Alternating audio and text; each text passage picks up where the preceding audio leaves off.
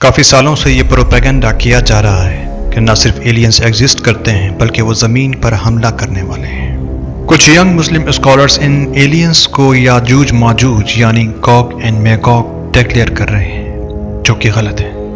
قرآن کہتا ہے کہ خدا نے آسمان کو پلانٹس سے سجایا اور ان کی ہر ایک ڈیول سے حفاظت کی۔ قرآن میں آنے والے اس لفظ کوکب کا مطلب اسٹار نہیں پلانٹ ہے۔ قرآن اسٹار کے لیے ورڈ نجم استعمال کرتا ہے۔ کوکب ہر زبان میں پلانٹ کو کہتے ہیں، چاہے وہ عربی ہو، ہبرو ہو، سیریک ہو یا پھر سنسکرت۔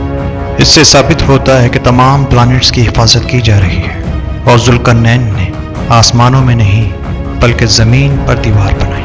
یاجوج ماجوج کہاں ہیں، یہ بات میں آپ کو آنے والی ویڈیوز میں بتاؤں گا۔